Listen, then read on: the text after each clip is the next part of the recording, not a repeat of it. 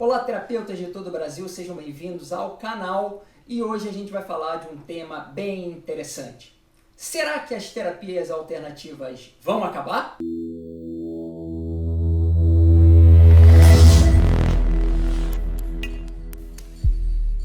Bom, para a gente falar desse tema, a gente precisa tratar a respeito do PLS 174 de 2017.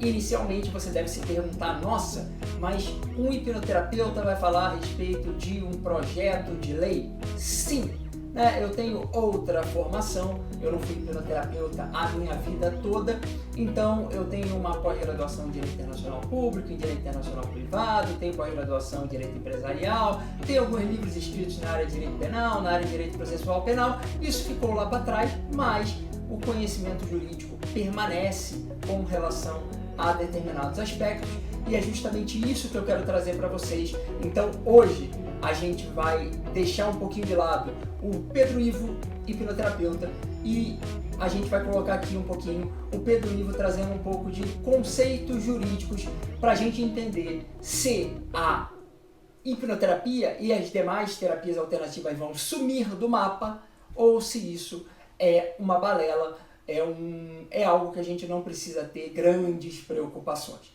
Bom, para começar, eu quero trazer para você um conceito bem importante.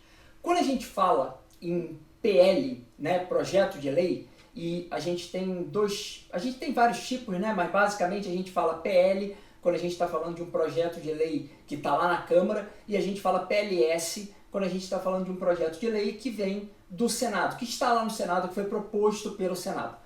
Quando um projeto de lei é proposto, a gente imagina que a gente tem um rito todo especial, que aquilo passou por 350 mil análises, que aquilo foi proposto por 513 pessoas, se a gente está falando da Câmara, ou por diversos membros do Senado, se a gente estiver falando do Senado.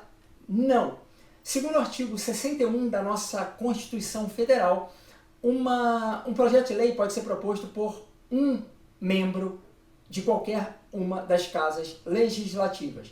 O que isso quer dizer? Quer dizer que se um determinado deputado quiser apresentar um projeto de lei para que o sol passe a se chamar azul anil, ou que passe a se chamar sol da hipnoterapia lunar, ele pode. Entretanto, isso não quer dizer que esse projeto será aprovado. Da mesma forma, se um senador quiser apresentar um PLS para criar o Dia do Batman Ruivo no nosso país, ele pode fazer isso. A única coisa que vai ser avaliada nesse momento é se a gente está tratando de uma matéria que é de cunho da União, que é de legitimidade, que a União tem legitimidade para tratar. Isso vai ser olhado, de certa forma, e também bem de maneira incipiente nesse primeiro momento, e aí ele vai lá e vai apresentar o seu projeto. Consequentemente, por que eu estou trazendo esse conceito? Porque quando a gente fala do PLS 174, quando você recebe a informação de que existe um PLS que objetiva tratar de questões de terapia, ou melhor, tratar de questões profissionais, podendo colocar fim a determinados nichos das terapias, dos hipnoterapeutas, ou das terapias holísticas, ou disso, daquilo outro, o que a gente precisa inicialmente pensar? Que um PLS, nada mais é do que uma propositura, ou seja, alguém teve uma ideia e foi lá e apresentou uma ideia. Isso quer dizer que esse PLS ou que esse PL vai ser aprovado? Não! Existem N projetos que estão na Câmara, e alguns até extremamente absurdos, a meu ver pelo menos, que estão na Câmara dos Deputados, que estão no Senado, que estão tramitando, alguns muito antigos, e que estão lá, e que provavelmente vão ficar lá e nunca serão aprovados. Entretanto, existem outros que são colocados em pauta, passam pelas comissões, depois são analisados, depois são votados, e num período relativamente curto, comparativamente aos demais, são aprovados. Então, o simples fato de ter um PL ou de ter um PLS não quer dizer que nada está em risco. Entretanto, não quer dizer que não merece, pelo menos, uma atençãozinha. Mas não é motivo para pânico, como eu estou vendo algumas pessoas. Realmente, cada vez que alguém coloca em um grupo de WhatsApp ou em um grupo de Facebook uma notícia de algum PL tratando desse tema, e não é o primeiro não, porque já tiveram vários, né? Se a gente pegar aí ao longo dos últimos 10 anos, já tiveram vários tratando desse tema. Mas cada vez que alguém bota que tem um PL, parece que o mundo vai acabar. E as pessoas entram em pânico, como se a existência de um PL por si só fosse capaz de configurar uma afronta completa ou uma possibilidade completa de pôr fim a todo o trabalho que é desempenhado pelos hipnoterapeutas, pelos terapeutas de maneira geral e etc. Então, entendemos que PL e PLS é simplesmente uma propositura. Bom, e qual o trâmite que vai acontecer depois dessa propositura? Quando a gente tem essa proposta, esse projeto de lei, ou esse projeto de lei, seja ele da Câmara ou do Senado, ele vai ter que ser analisado por determinadas comissões. Essas comissões, e aí a gente tem, vocês já devem ter escutado falar da Comissão de Constituição e Justiça. A gente escutou falar bastante dela recentemente, quando a gente ouviu alguns tratamentos a respeito da reforma da Previdência. A gente ouviu falar também quando estava sendo tratado agora o encaminhamento inicial da reforma tributária. Então, é uma comissão que constantemente é falada. Entretanto, existem várias comissões. Então, quando um deputado, quando um senador apresenta um projeto, esse projeto ele vai passar por várias comissões. E eu vou mostrar isso para você agora. Então, eu vou abrir aqui na tela em 3, 2, 1. Agora, projeto de lei do Senado número 174 de 2017, de autoria do senador Teomário Mota, do PTB-RR, do PTB de Roraima, obviamente, né?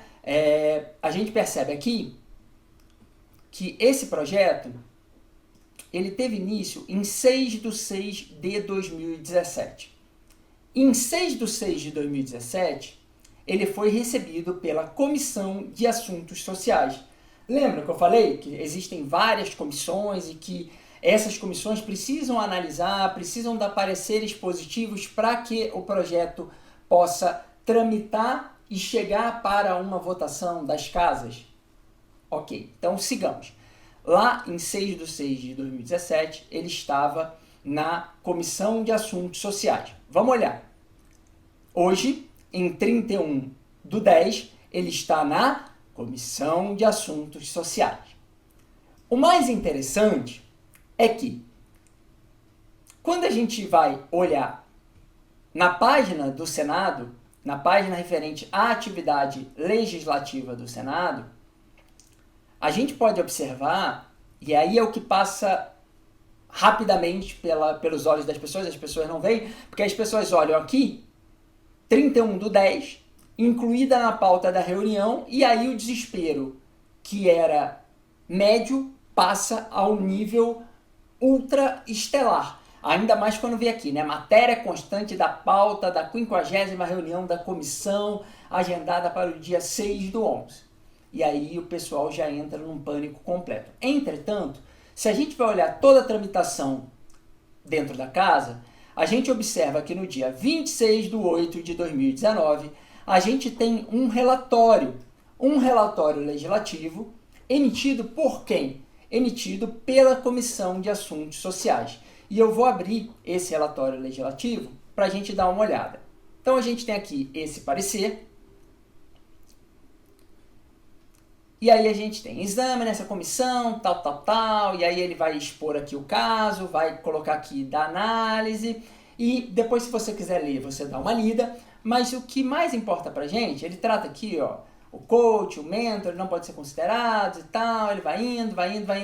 E aí, a gente indo pro finalzinho aqui, ele vai colocar aqui, ó, pelo exposto, nosso voto é pela rejeição do projeto de lei do Senado número 174 de 2017. Ou seja, esse projeto hoje tende muito mais a ir para a lata de lixo, a ir para o arquivo, do que efetivamente prosperar e ter uma aprovação pelas casas legislativas ou pela casa legislativa por maioria simples a título de lei ordinária. Bom, eu vou voltar aqui para mim, a gente vai voltar a falar, e o que eu quero deixar claro para você é que quando a gente fala de uma regulamentação de uma categoria, né, quando a gente está falando de um projeto de lei como esse projeto de lei, esse PLS 174 de 2017, a gente precisa olhar para ele e olhar também para um documento que às vezes as pessoas esquecem, que é a nossa Constituição Federal. A nossa Constituição Federal, ela tem no artigo 5º, inciso 13, que garante os chamados direitos fundamentais, um direito, que é um direito muito interessante, que é o direito do livre exercício das atividades profissionais. Esse livre exercício das atividades profissionais caracteriza, inclusive, cláusula pétrea nos termos do artigo 60, parágrafo 4º da nossa Constituição. E o que é ser uma cláusula pétrea?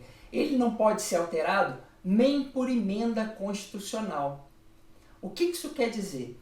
Se a gente tivesse, em algum momento, uma aprovação de um projeto de lei tal qual o projeto de lei 174 de 2017, esse projeto ainda seria objeto, provavelmente, de uma ação direta de inconstitucionalidade que seria analisada em momento posterior pelo Supremo Tribunal Federal, considerando que as pessoas não poderiam ficar paradas durante esse tempo, que teriam que trabalhar, que isso estaria em análise, provavelmente ainda teria uma medida tutelar ou uma medida cautelar, mas não importa. O que importa aqui, pessoal, o que a gente está querendo conversar aqui, é que esse projeto, por que ele foi rejeitado? Eu mostrei para vocês lá que ele foi rejeitado. Um dos argumentos que a comissão utilizou para rejeitar foi justamente esse artigo 5º, inciso 13 da nossa Constituição Federal, traçando o livre exercício das atividades profissionais. E aí é claro que a gente poderia divagar muito aqui, e a gente poderia falar muito, mas como eu disse para vocês, eu sou hipnoterapeuta e esse bate-papo é com terapeutas, então a gente não está aqui para adentrar o universo do juridiquês e nem para adentrar o universo do direito. A gente está aqui simplesmente para acalmar os ânimos. Isso quer dizer que a gente pode simplesmente deixar para lá e não ter atenção? Claro que não, né? Todos nós hipnoterapeutas, todos nós terapeutas, temos que ter atenção com relação a determinados projetos que tratem a respeito de determinadas questões que, de alguma forma, afetem a nossa categoria profissional. Entretanto, a gente não precisa entrar em desespero. A gente precisaria, digamos, entrar num desespero maior se isso tivesse pautado para votação, se tivesse aprovado já por várias comissões. Mas não é isso. Não é isso que está acontecendo. Não há, nesse momento, motivo para desespero de ninguém. Então, o que a gente precisa é acompanhar com tranquilidade, com calma, mas não há nenhum indício de que efetivamente isso vai prosperar daqui para frente. Tá? Basicamente é isso que eu queria colocar aqui para vocês, explicar um pouquinho do contexto. Como eu disse, é sempre importante a gente ficar atento e, obviamente, se tiver um projeto que vá afetar os advogados, a OAB rapidamente vai olhar para aquilo, vai se posicionar referente àquilo, vai acompanhar aquela questão. Na nossa categoria, a mesma coisa. A gente precisa olhar para aquilo juridicamente, a gente precisa ganhar um pouco mais de carcaça para saber que existem questões jurídicas que podem nos afetar. Mas essa carcaça também que a gente precisa ganhar é não entrar em pânico quando determinadas notícias são colocadas em grupos e são colocadas muitas vezes já instigando esse pânico, como se aquilo fosse um ultimato, né? Vai lá e clica não, porque senão vamos lá e vamos clicar não. Mas vamos saber também que não existe nenhuma arma apontada na nossa cabeça, no sentido de que a partir de amanhã pode ser que a gente não possa mais exercer uma determinada atividade profissional. Mais do que tudo isso que eu coloquei, está a Constituição aí para resguardar os nossos direitos. Entretanto, lá na página do Senado, como eu coloquei, vocês podem acompanhar o PL, assim como eu estou acompanhando desde 2017 as tramitações. Assim como eu vi que ele voltou a tramitar em 2019, assim como eu já havia visto o relatório da comissão, e assim como eu vi que havia uma pauta para dia 6 de novembro, ou melhor, para dia 6 de novembro, isso mesmo. Entretanto, essa pauta, ela de alguma forma não afeta, não gera para a gente um desespero. A gente vai acompanhar, vai ver o resultado e vai seguindo os passos daí para frente desse PL, ok? Então não entre em desespero, beba sua água, continue com seus atendimentos, não precisa rasgar as páginas seguintes da sua agenda, continue atendendo os seus clientes, agendando os seus clientes, porque com certeza amanhã, depois você continuará podendo exercer a sua atividade, ok? Sejamos diligentes, mas não precisamos entrar em pânico. Ok? Então é isso, espero que tenha ficado claro para você. É só para trazer realmente um esclarecimento a respeito do tema, porque eu sei que gera uma preocupação. Então, até a próxima. Obrigado. É isso.